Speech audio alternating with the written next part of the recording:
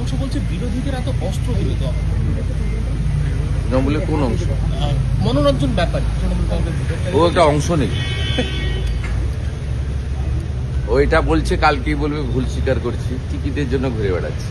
যারা হাজার ও হাজার নিজে টাকা- জানে না ও টিকিট পাবে না, অসীম মাঝি টিকিট পাবে বা অন্য কেউ পাবে। ও নিজেই ফিয়ার সাইকোসিস ভুগছে। বলাগড়ে যে ভারতীয় জনতা পার্টি লোকসভাতে লিড নিয়েছে লকেট চট্টোপাধ্যায়, কয়েকদিন আগে আমি সভা করে এসেছি। যা বালি চুরি করেছে, যা দুর্নীতি হয়েছে ওখানকার মানুষ এবারে ওদেরকে অনেক ভোটে হারাবে। কিন্তু তার তথ্য তো সবার কাছে ঘুরছে, 58 লক্ষ সামথিং, এবং এটা যা পাওয়া যাচ্ছে অথেন্টিক। কিন্তু এটা তো আপনাদের প্রথম থেকেই জানতে হবে যে এরা নোটিশ পাবেন না। এরা যদি জেনুইন কেউ বাদ গিয়ে থাকেন 6 নম্বর ফর্মে আবেদন করতে পারবেন, এবং সেক্ষেত্রে তাকেই প্রমাণ করতে হবে যে এই তথ্যটা ঠিক নয়। এটা হচ্ছে ইলেকশন কমিশনের গাইডলাইন এবং টেকনিক্যাল দিক। এবারে যারা আপনার 6 বছর বয়সে ভোটার হয়ে গেছেন, 15 বছর বয়সে বিয়ে করেছেন, 2টো বাচ্চা হয়ে গেছে, বাবার নাম খলিল, বাবা থাকে খুলনাতে, এখানে মালদার একটা খলিলের নাম দিয়ে দিয়েছেন। বাবার নাম, নিজের নাম মফিজুল, বাবার নাম সিরাজুল, সিরাজুল থাকে বরিশালে, মুর্শিদাবাদ থেকে একটা সিরাজুল জোগাড় করে দিয়ে দিয়েছেন। এদেরকে প্রমাণ করতে হবে যে আমার বাবা বরিশালের সিরাজুল নয়, মুর্শিদাবাদের সিরাজুল। এইটার জন্য নোটিশ যাবে। 77 নম্বর ওয়ার্ড নিয়ে কি বলেন, কতগুলো নাম বাদ? 77 নম্বর ওয়ার্ড নিয়ে কি বলেন, কতগুলো নাম বাদ? কোন 77? 77 নম্বর ভবানীপুর। ভবানীপুরে তো অনেক বাদ গেছে, মিডিয়া তো দেখিয়েছে যে আপনারা টেবিলটা দেখিয়েছেন, তাতে প্রথম মুখ্যমন্ত্রীর নাম আছে 45,000 সামথিং, তারপরে আমার বিধানসভা কেন্দ্র আছে 10,500। এটা তো সবাই জানে। এবারে ওয়ার্ড ওয়াইজ, বুথ ওয়াইজ কত বাদ গেছে সেটা সকলের হাতেই আছে, নতুন করে বলার কিছু নেই। পরিষ্কার পরিচ্ছন্ন ভোটার লিস্ট হচ্ছে। এই ভোটগুলো বিজেপি বা বিজেপির সমর্থকরা দিত না, 7 দফা 8 দফার সুযোগ নিয়ে তৃণমূলের লোকরাই দিত। এবং পুলিশের লোকেদেরকে, এই যে উপনির্বাচন হয়েছিল আমার কাছে হারার পরে, সেই উপনির্বাচনের ভোটটা পুরো আপনার যে আলিপুরে যে পুলিশ লাইন্স রয়েছে সেখান থেকে কন্ট্রোল করা হয়েছিল, পুলিশ ওয়েলফেয়ার অ্যাসোসিয়েশন থেকে, এবং তারা ছাপ্পা মেরেছিল। এই ভোটগুলো তো ছাপ্পা মারা বন্ধ হলে ক্ষতিগ্রস্ত তো তৃণমূল কংগ্রেসই হবে, কারণ এই ভোটটা তো অন্য কেউ দেয় না, দিতে পারেও না। অতএব আমাদের যে প্রাপ্ত ভোট গত লোকসভা নির্বাচনে ছিল, সেই ভোট বাড়বে, কমবে না। এবং সেই ভোটারদের একজন ভোটারের নাম বাদ যায়নি, কারণ সেই ভোটাররা ভুয়া ভোটার ছিলেন না। প্রক্সি আমাদের লোকদের দেয়নি বা দেওয়ার মানসিকতাও নেই। আর সাথে সাথে যা কমার, যা যাওয়ার, যা পরিষ্কার পরিচ্ছন্ন হওয়ার, এটা তৃণমূলেরই ক্ষতি হবে, এটা অন্য কারো ক্ষতি হবে। তৃণমূল একটা অভিযোগ করছে যে মহাত্মা গান্ধী দেওয়া নাম, গান্ধীজিকে দেওয়া রবি ঠাকুরের নাম মহাত্মা, সেটা মুছে ফেলার চেষ্টা করছে, নাম বদল। এবং তারা বলছে মর্দানে নামবো, কারণ মহাত্মা রুয়ের ঠাকুরের দেওয়া। ওরা আগে চাঁচলে ওদের ছাত্র নেতা কেন রবি ঠাকুরের ছবি পোড়ালো, ওটা নিয়ে ময়দানে নামুন। ও তো জামিনও পেয়ে গেছে, 2 দিন ধরে গ্রেপ্তার করেনি। আমরা যখন আইসিসিআর থেকে রবীন্দ্র সদন পর্যন্ত বিক্ষোভ করি, আমাদের ঢুকতে দেওয়া হয় না। তারপরে সেই রাতে আইপ্যাকের পরামর্শে সাসপেন্ড করা হয়। সাসপেন্ড করার পরে যদি তৃণমূলের কোনো পদে থাকেন, যে স্তরেরই থাকুন না কেন, পুলিশ যদি ধর্ষণও করেন, গ্যাংরেপও করেন, গ্রেপ্তার করতে পারবে না। সাসপেন্ড করার পরে পুলিশ তাকে পরের দিন গ্রেপ্তার করেছে। তাই এই জামাতি তৃণমূলকে বলবো, তারা বরঞ্চ 2টো মিছিল করুক। একটা হচ্ছে চাঁচলে বিশ্বকবির ছবি পোড়ালো কেন, জবাব চাই, জবাব দাও। আরেকটা আজকের বাংলাদেশ, সেখানে জামাতি মৌলবাদীরা অবনীন্দ্রনাথ ঠাকুরের ফার্ম হাউস পুড়িয়ে দিল কেন, আর রবীন্দ্রনাথ ঠাকুরের নাম মুছতে চাইছে কেন, জামাত হেফাজত তার বিরুদ্ধে একটা মিছিল করুক।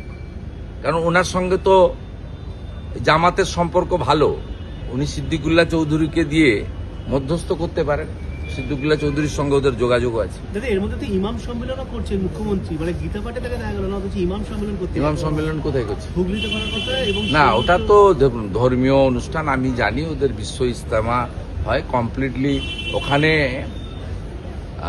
আমি যা দেখেছি আমার নন্দীগ্রাম এলাকায়, আমি দীর্ঘদিন ধরে আছি বা অনেক জায়গায়, ওখানে তো কোনো হিন্দু ধর্মের লোক বা ইসলাম ধর্ম মানেন না এমন কোনো লোকের ওখানে প্রবেশ নেই। যদি মমতা ব্যানার্জি যেটা আপনি বলছেন সত্যিকারে যান, তাহলে এটা একটা ব্যতিক্রমী হবে এবং উনাদের বিশ্ব ইজতেমার যে আমি জানি যেটুকু ধর্মীয় অনুশাসন আছে তার পরিপন্থী হবে। এটা আপনার মুখ থেকে শুনেই বলছি। আমার মনে হয় এটাতে ওরা আমন্ত্রণও করবে না, ওনার যাওয়ার সুযোগও নেই। উনি সুযোগ নেওয়ার চেষ্টা করবেন, কারণ হুমায়ুন কবির যেভাবে এখন মুর্শিদাবাদে জলসা শুরু করেছেন সিংহাসনে বসে, মারাত্মক সব জলসা, সেই জলসার ভাষণ পশ্চিমবাংলায় নতুন মাত্রা দিচ্ছে। হুমায়ুন কবির বলছেন, গত দুটো জলসার ভিডিও আমার কাছে এসেছে, তিনি বলছেন যে গঙ্গাসাগর মেলায় এত টাকা খরচ হবে কেন। তিনি বলছেন 1,10,000 টাকা পুজো কমিটিকে দেওয়া হবে কেন। তিনি বলছেন ধর্মীয় আলোচনাতে, জলসাতে তিনি বলছেন যে আমাদের ট্যাক্সের টাকায়, যেখানে মুসলমানদেরও অধিকার রয়েছে, অংশ আছে, জগন্নাথ মন্দির করবেন কেন। তিনি বলছেন 1200 কোটি টাকার সম্পত্তি স্বাস্থ্য ভবন হওয়ার কথা নিউ টাউনে দুর্গাঙ্গনের জন্য দেওয়া হবে কেন। সেই জন্য তিনি বলছেন 90টা আসন থেকে মুসলমানকে জেতাতে হবে, যাতে মুসলিমরা আগামী 5 বছর যে সরকার হবে তাকে নিয়ন্ত্রণ করতে পারে। এ এক বিপজ্জনক ট্রেন্ড, বিপজ্জনক ভাষা। এরকম কোনো রাজনৈতিক ব্যক্তিত্ব, এমনকি কোনো ধর্মীয় নেতাও, গীতা পাঠের দিন অনেক জাতীয় স্তরের সন্তরা এসেছিলেন, কুরুক্ষেত্রের জ্ঞানানন্দ মহারাজ থেকে, বাগেশ্বর ধাম থেকে অনেকেই এসেছিলেন, সাধ্বী রীতাম্বরা থেকে। তারা হিন্দু ধর্ম এবং গীতা নিয়েই বলেছেন, তারা অন্য ধর্মের বিষয়ে কোনো কথা বলেননি। এটা উচিত নয়। স্বামী বিবেকানন্দের মাটি সবসময় শেখায় নিজ ধর্মে আস্থা, অপর ধর্মে শ্রদ্ধা। কিন্তু হুমায়ুন কবির যে কথাবার্তা ধর্মীয় জলসায় গিয়ে বলছে, এ এক বিপজ্জনক ট্রেন্ড। এটা মমতা বন্দ্যোপাধ্যায় জন্যই হয়তো কার্যত হচ্ছে। আমরা তো খুব পরিষ্কার, আমি অন্তত গত কয়েকদিন এই আপনার বেলডাঙ্গার ওনাদের 6 তারিখের অনুষ্ঠানের পরে আমি বলেছি, পশ্চিমবাংলার মানুষকে ঠিক করতে হবে, যিনি আরব সংস্কৃতি এবং হানাদার ছিলেন, বলাৎকারী ছিলেন, ধর্ষণকারী, লুট করতে এসেছিলেন, সেই আরব সংস্কৃতির মোগল পাঠানদের নাম এখানে থাকবে কি থাকবে না। আগামী বিধানসভা নির্বাচনে যদি মমতা ব্যানার্জি জেতে, তাহলে বিনা অনুমতিতে তিনি শিলান্যাস করিয়েছেন পুলিশ প্রোটেকশন দিয়ে।